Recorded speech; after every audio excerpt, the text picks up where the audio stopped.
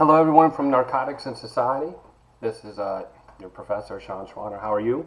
Hope everyone's doing well. I'm still catching up on grading. I fell behind. I'm working on it. But everything, let me tell you, everything that I have graded has been literally sensational. I think you're watching the video on how to write a great paper because even if you haven't received your grades back, I must say that the grades have been fantastic. I've been really satisfied with all 8, well, I have 9 classes now. The writing of all 9 of my classes, we're going to have a very nice ending to this semester. Boom. Happy to hear that. Happy to say that, as a matter of fact. And today, let me just briefly talk about next week's assignment. It's a pretty straightforward assignment, right? All you're doing is picking a drug issue in the United States or internationally, or however you want to do it, and you're going to do some simple research. And when you do the research, what I'd really like for you to do is go to Google Scholar and simply type in your topic, right? So say for example you're doing I don't know, opioids and you type in capital A, capital N, capital D, opioids, and I don't know, overdose. All right. So you just type that in, and you do that in Google Scholar, and what's going to happen is all the articles that are about opioids and overdose, or opioids and crime, et cetera, opioids and legislation, they're going to pop up, and you're going to have 100, 200 references right away. That's why I never concern myself with when people say, well, how many references do I need? You can come up with 100 to 200 in a matter of 3 or 4 minutes or 5 minutes using Google Scholar and the library database system. So I never really worry about that. The more important thing is to be very specific about your topic. So I'm really interested in the opioid overdose addiction and sadness, right, and depression.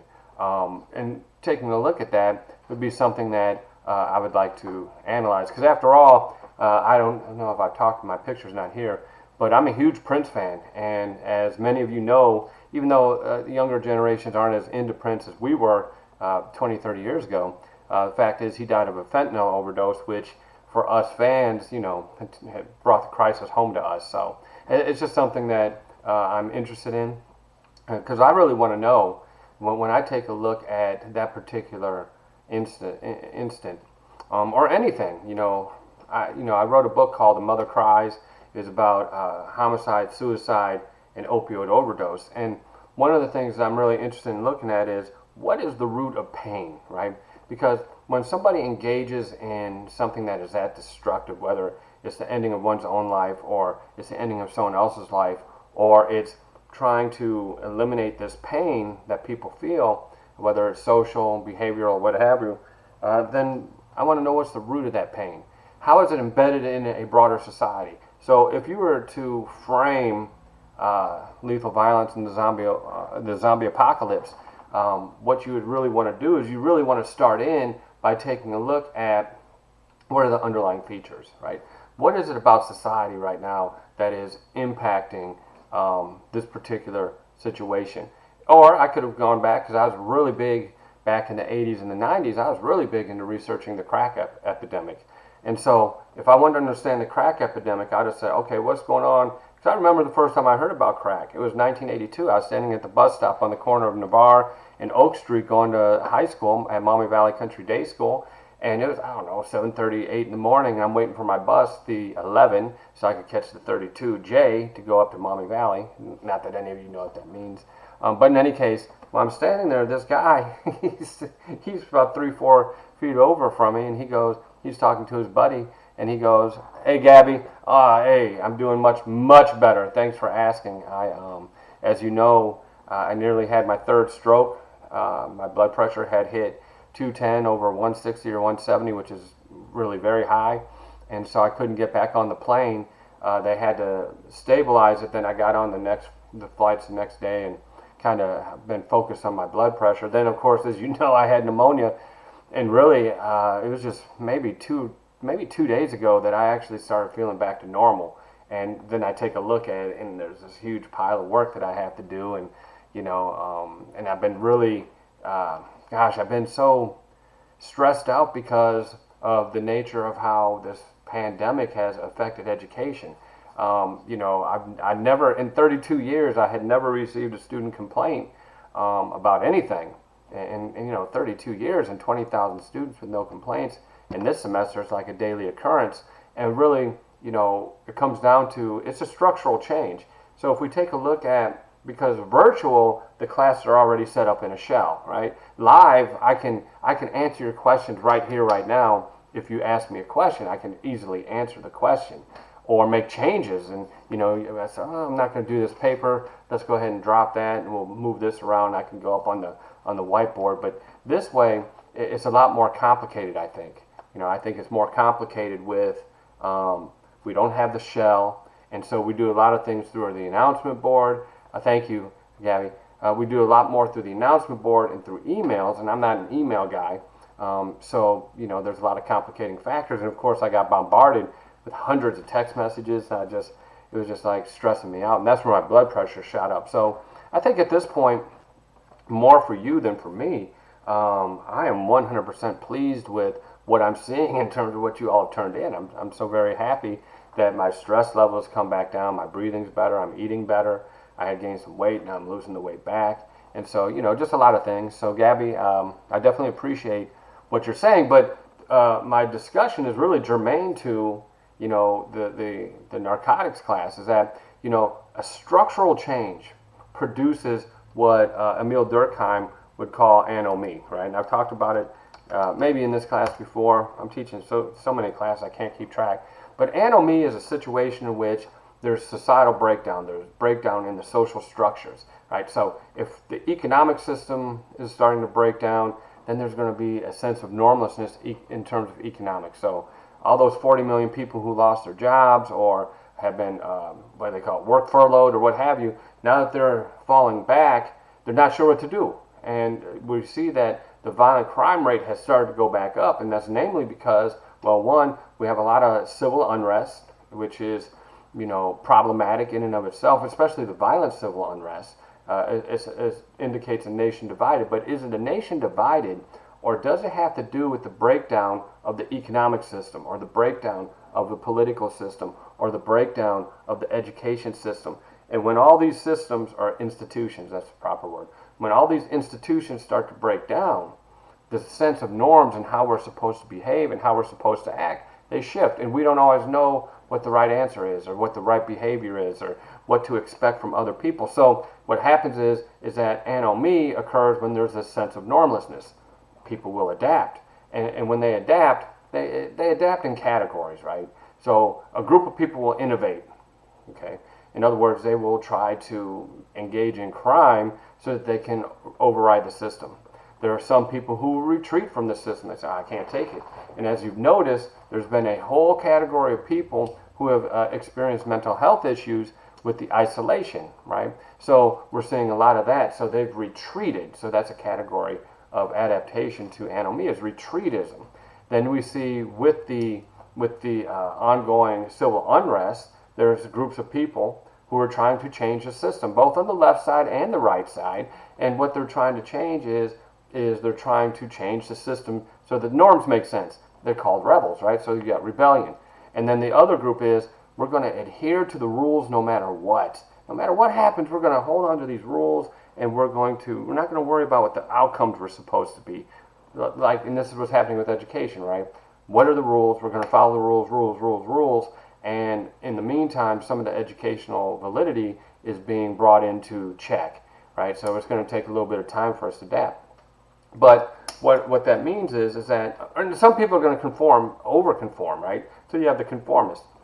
You have conformists, you have innovators, you have retreatists, you have ritualists, and you have rebels. Now, all those are adaptations that we're seeing in real life.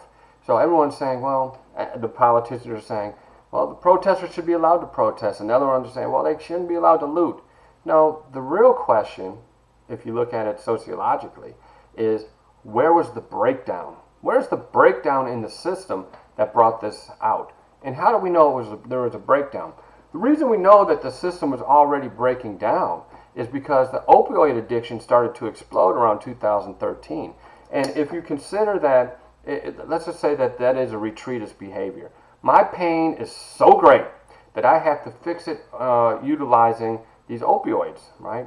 Okay, so first, in the early 2010s, 2008 through 2012, we know the prescription drugs were exploding, right? We had the pill mills, and I was living in Kentucky at the time, and the crystal meth addiction rate was so high in the eastern part of the state, and there was all this prescription drugs coming up from Florida into Kentucky, and you had entire swaths of people dying from overdoses. So there were precursors to the opioid addiction crisis that we have now, which means if there were precursors, that means the structure had already started to change. And I think it really started changing in 2008. Many of you were either very young in 2008 or you were not, well, no, you were all born by then, okay, because I don't think I have any 12-year-olds in class. But you were very young in 2008.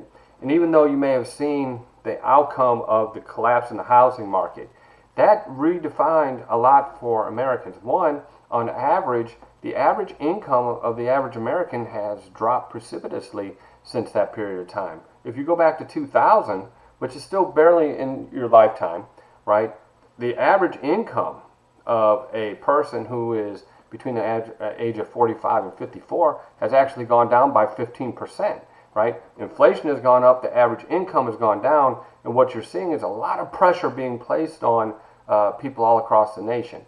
And with that pressure, when 2008 collapsed, what did we see? We saw an increase in suicide by those who were hardest hit, which were white males between 45 and 54, right? So that group got smashed, and because for so long that group was the top taxpayer nationwide. You know, they usually had jobs, managerial jobs. Average income was between 45 and 100,000. So I can remember people being reduced from having a $100,000 a year job to 30,000, right? As a matter of fact, in 2011, I took a $30,000 pay cut in one day. One day, it was $30,000 was gone. And I was like, whoa, what am I going to do? And I figured it out. Me and my ex-wife, we figured it out. We made it through. But man, there's a lot of pressure. And as a matter of fact, I'm still coming back from what happened in 2008. So I came back through work. I came back through writing several books. I've written, 6 or 7 since 2016 or something like that. So I wrote all these books as a way to release it. Now, if 2008 is when it all started, it really started in 2000, but if it was magnified in 2008, and we're still feeling the effects of that, that is tied to structure. See, when you have institutional and structural change, that is the underlying force that shapes the context for all social problems. Right? So it doesn't matter if you're looking at steroid addiction, if you're looking at opioid addiction, the rise in marijuana use, the use of alcohol and alcoholism. It doesn't matter if we're talking about the use of tobacco or we're talking about the use of crystal meth. All these things are shaped by the same underlying forces. So if we were to really take a look at any of these issues that you may be looking at, right? Incarceration for drug addiction, the passage of new drug laws, etc. By the way, and I'm not pro-Trump or pro-Biden because, personally, I won't get into the politics of it all. But I do know for a fact that, Biden did support the most draconian drug laws in 1986. These were the drug laws that if you were dealing crack cocaine, you got, a much longer sentence than if you were dealing powder cocaine, right? And if you were addicted to cocaine, crack cocaine, you got a longer sentence than if you were, addicted to the powdered cocaine. And as a matter of fact, during this period, there were debates about making drug trafficking an executable crime. In other words, if you were a kingpin and you were trafficking crack cocaine, we were going to give you the death penalty. And that happened within a political context. But there's an author, his name was Michael Tonry. Great, oh my God, the book is fantastic. Even though it was written in 1995, he made probably one of the strongest arguments. It was about the drug laws and the laws that came, the super predator laws that they're talking about now. Remember, Trump said, well, Joe, you called them super predators, and Hillary, you called them super predators. Well, the fact of the matter is, when the Central Park 5 got arrested for beating and, annihilating the female jogger in Central Park back in, I don't know, 91 or something like that. Well, I hate to tell you, but Trump also called them super predators. So, they're all using the term. It's not like I wasn't, because I thought it was ridiculous to use the term. It was coined by Alan Fox and his partner, Michael Levin, out of Northeastern. And they're great homicide researchers. They're fantastic. Their work is landmark. But what they did was they coined this group of juveniles from the 1986 period through the 1994 period as super predators. In other words, what that meant was they were more violent, they were nastier than meaner than any other group of people to ever come before them. So that's what the argument was based upon. Well, it caught on, and it had an impact on legislation, and Joe Biden certainly did support some of the strongest legislation in American history in terms of crime control. But what's more important is that, Trump is right when he says that those laws had a significant impact on urban African Americans. And Michael Tonry said it was an act of what he called malign neglect, right? And I'm going to write that down. What he said was those laws were an act of malign neglect. In other words, the legislators knew and consciously passed laws that they knew were going to devastate urban inner city America.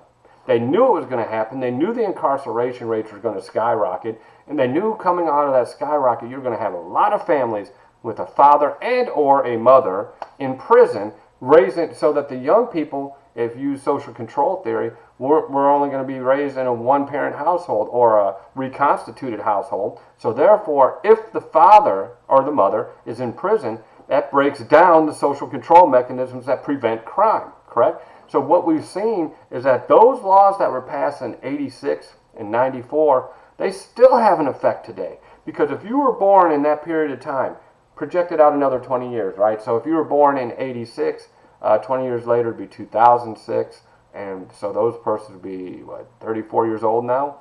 And those persons born in 94 would be, oh God, I got to do all this math, 28. So those who were born in that period of time between 28 and 34, what would happen to them? Well, take a look at it. Statistically, their life chances have been reduced. We know that there are more African American men and women in prison than there are who have gone to college, in jail and prison, who have gone to college, right? That's an act of malign neglect. Rather than fixing the underlying structure that created the conditions by which persons were involved in the crack trade, they instead define those persons as predators, define them as super evil, define them as the ones who are going to undermine society, and we incarcerated them. By the way, this is not a first time. This is the same thing that happened with the Harrison Act back in, 1934, 1938, where we passed legislation that marijuana was the demon seed, right? Marijuana was, what do they call it? There was a movie that came out back in that period of time. Can't think of the movie right now, but marijuana was regarded as this drug that made people crazy, made them stone cold killers, and what they're trying to do was control Hispanic Americans, mostly those who have a Mexican heritage. That's not the first time. The first drug laws ever passed in the United States were passed to control the Chinese in California. The first drug laws were in 1901, right? And that came after a period in which the Chinese were banned from migrating into the United States.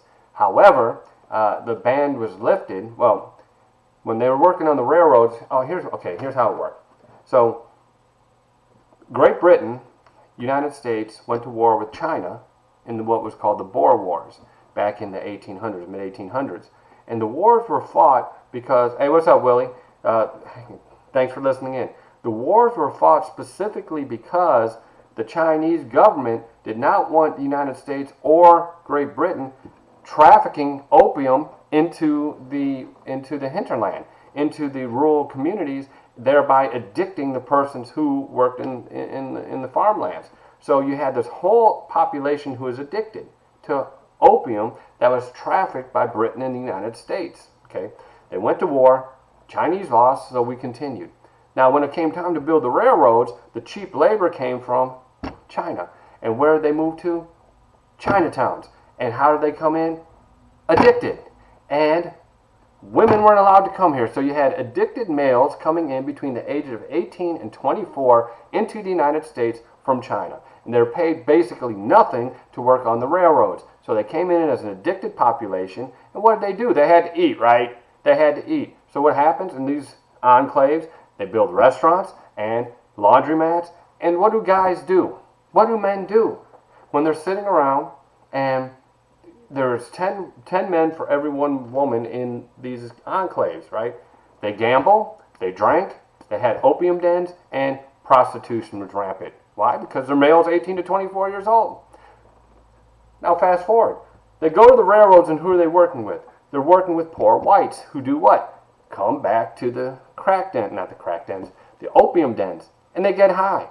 Now we pass legislation because we say that the Chinese are addicting the native population in California and out west. So now all of a sudden we put a ban on them when the fact is it was our distribution system in China that addicted that very population that now we're controlling that they're here.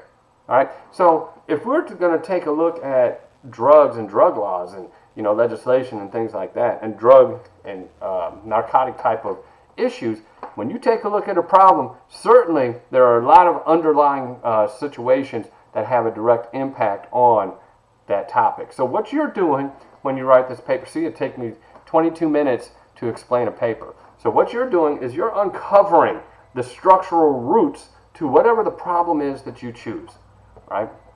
And here's what we did. You didn't see it, but here's what I did, all right? We did two things.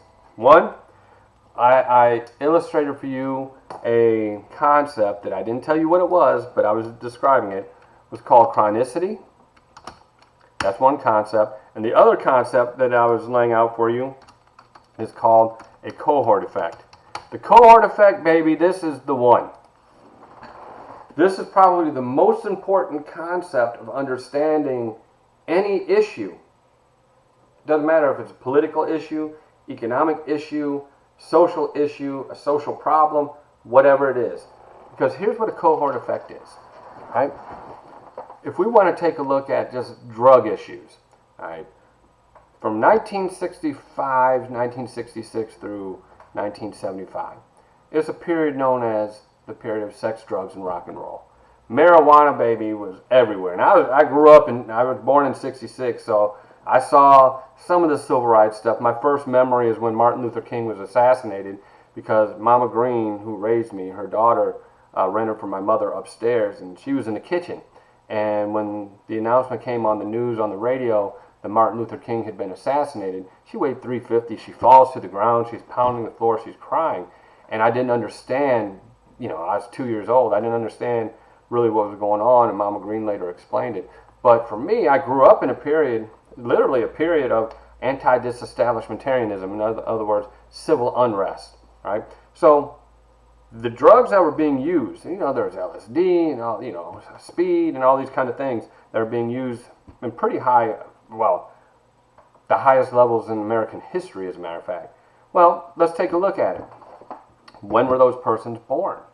So if those who are using drugs are between the ages of 18 and 24, and the peak period, let's just say, for example, was 1972, that would mean that we're interested in those persons born between 1946 and 1954, right? That is a cohort of people. Everybody born in that period, right? Because if they're born in that period, we would expect that if they were introduced to drugs at 18 to 24, that the rate of use would go up. Well, what happened between 1948 and 1956? Go on. It's really simple, right? You had the end of World War end of World War II. World War II had just ended. United States, because of the auto industry and because of technology and manufacturing, we exploded as the wealthiest country in the world. Suburbs were built. Women were in the workforce. Now they're coming back. Men are coming back from war, etc., etc.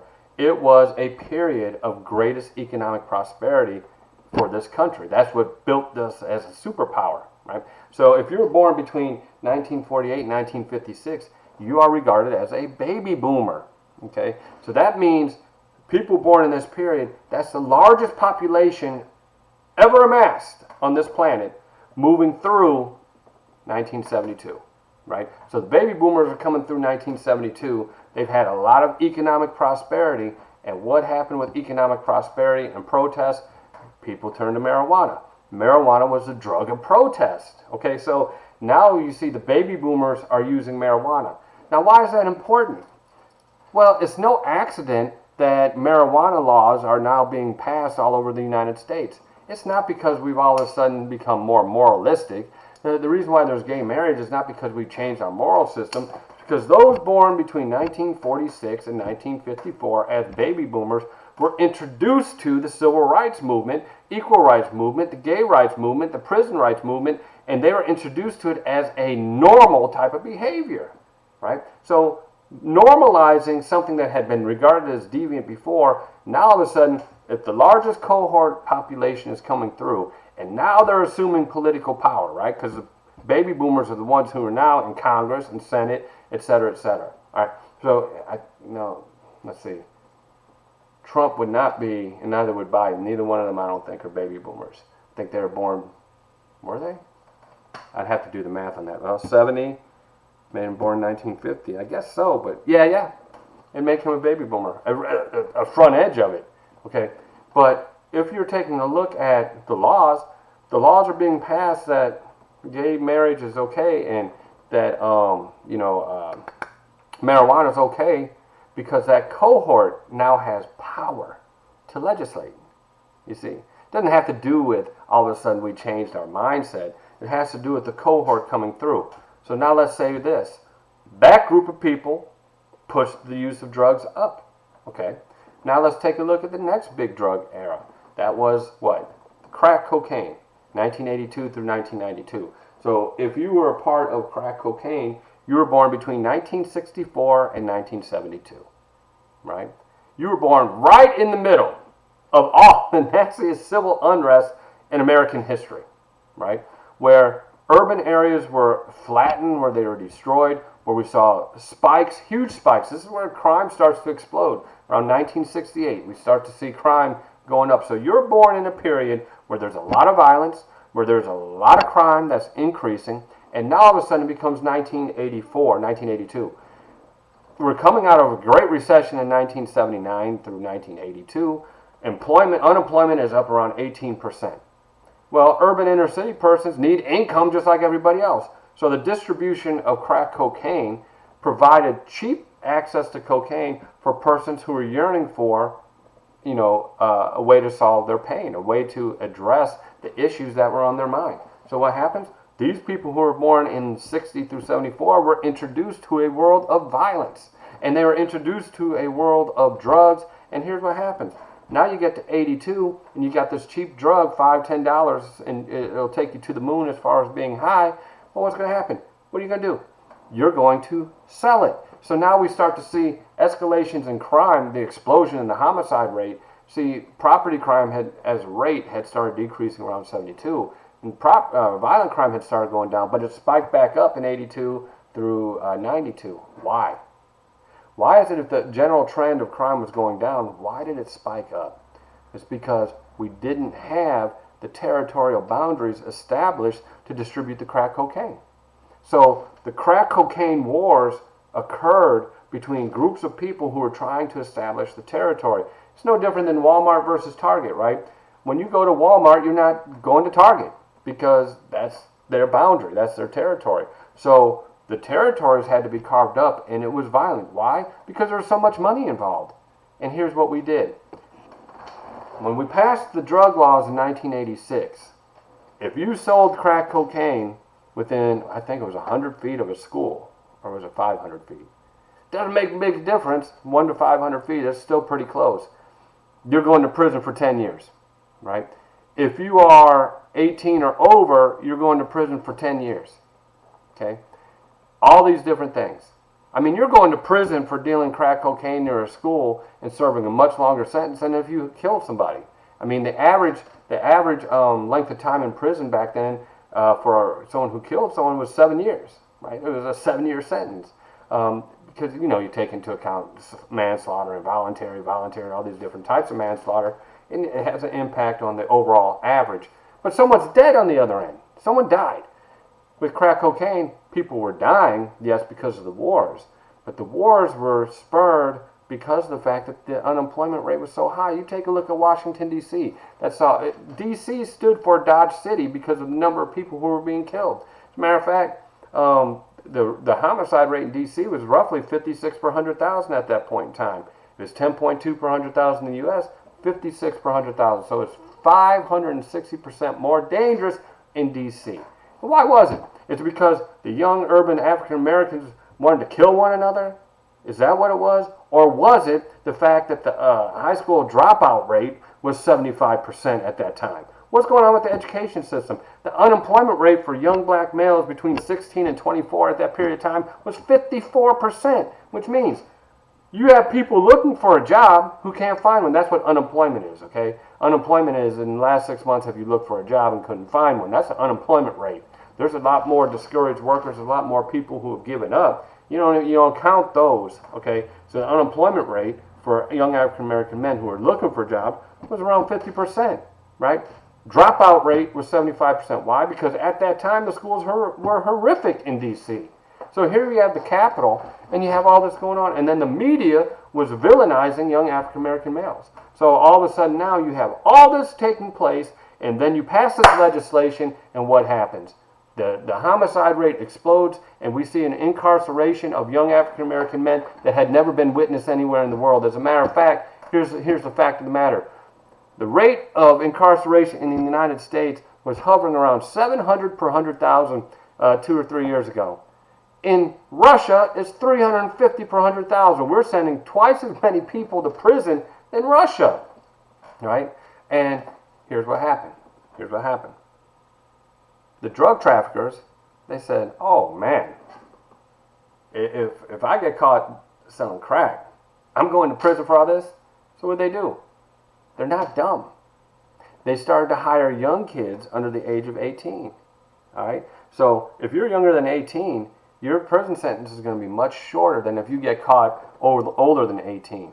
And what happens? These young kids between 12 and 18, the ones who we call the super predators, they weren't super predators at all. All they were persons trying to find a job. And it just so happens that the drug market, whether you like it or not, it's a business. And as a business, it provides jobs. Illicit jobs, under the table jobs, for sure. But they're jobs. And it provided income for families and for individuals. And here's what you have. Now all of a sudden you have all these kids in an era in which we're trying to carve out territories so that people can make money. So these young kids are making money, but they're at war trying to carve up territory. So what happens? The juvenile homicide rate, both as offenders and victims, explodes. And boom, it goes up. Oh, son of a gun. Hit my elbow on the desk. Dang it. Okay, that's a cohort effect. All right? So if you're born in the 60s, then when the 80s get here, here's the conditions. Here's what you were born into, and here's how it prepared you for what's going on now. Do the same thing with the opioid addiction, okay? Do the same thing with the opioid addiction. The opioid addiction, if we're saying it started around 2012 to now, right, and it's been a horrific explosion, it means there's a lot of people in pain. Well, let's say 18 to 24 again, all right? If we go back, we're talking about people born between the year 1984 and the year 2000. What happens in that period of time? Well, I can tell you what happens. Right? Super Bowl 1984. The Mac, Apple Mac, ran this huge commercial, and it had all these zombies on the Super Bowl, and it was the most intense commercial in Super Bowl history. And for the first time now we're saying we can get a personal computer in our own house? Remember, 84, there were no computers in our houses. Are you serious? Definitely not in 83. We're typing away on typewriters. That's where I typed my papers through 1987 on a typewriter in college. I didn't have a computer. Computer, what's that? And when we had computers, I'm like, I'm not touching that thing.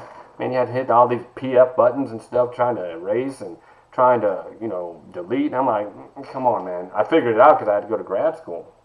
When I did figure it out, I was able to really pump out some super long papers. But from 92, right, until now, we have witnessed the most technologically explosive period of time in human history, right? So if you were born in this period, you experienced the transformation of our society from one industrial to post-industrial. And that post-industrial society became a service-oriented society, not manufacturing, became service-oriented, and the computer technology changed the world. And in 1994, 1995, when we see the rise of the World Wide Web and the internet, because trust me, nobody knew what it was. We were afraid of it. We were like, what? You can do what with this thing? And it exploded. So you come up during a period, right? Generation, what would you be? Generation Z. I'm Generation X. You're Generation Z, millennials, that kind of thing. Well, you all were raised under a technological rubric, right? It's a surprise that, dang it, the cell phone is central in your life. It is no, you know, issue that the internet is a part of your life. The dark web, all these different technological things. AI. You're born into a world of AI. To me, as scary as anything, because I'm not looking forward to Big Brother watching over everything I do. For you, it's like, whatever. You know, I'm not doing anything wrong. I'm not so worried about my security. I'm not so worried about my what I'm doing. So, being tracked, whatever. I'm not doing anything wrong.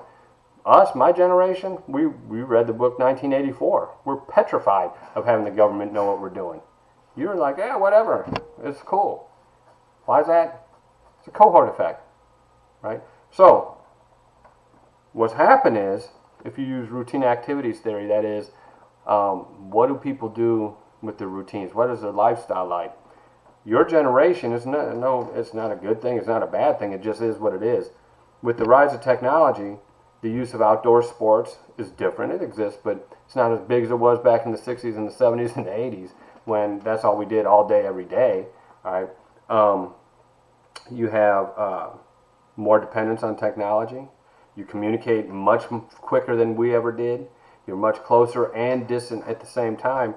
And what we see is that there's been a privatization of social life. People are much more inclined to be at home. And here's what's happening with the pandemic, right?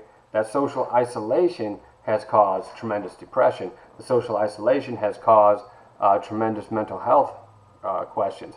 So what we're seeing is that because of changing routines for millennials and Generation Z, we're seeing that there's pain in isolation. So those persons who were born between 84 and say 94, now all of a sudden the elimination of that pain was through prescription medications.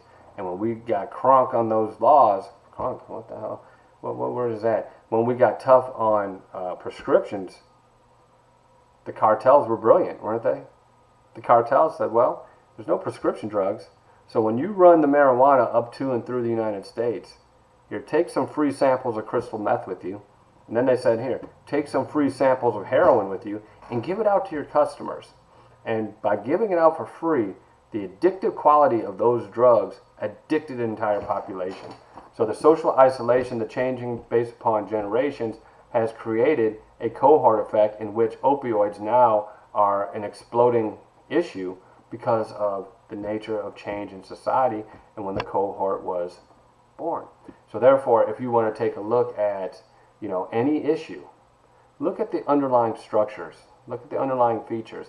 And when you take a look at those underlying features, you're going to find some really interesting things, right? So in your paper, what I want you to do is pick whatever issue, international, domestic, whatever issue you want to take a look at. And I just want you to write a simple 2-page paper, but take a look at, you know, a cohort, if you want to use a cohort effect, but go to Google Scholar and put down opioid addiction and overdose or whatever you're going to do and look for those underlying structures. Introduction, background, theory, data, and you can use data on this one. You got to use data on this one. Analysis, conclusion. Follow that structure, follow that format. You'll be seeing A's on your papers. All right. Don't forget to watch the video how to write a great paper. It's in your syllabus, the revised syllabus. Just pop it in there. And I wish you all a happy Halloween. Have a great day. I'll see you again soon.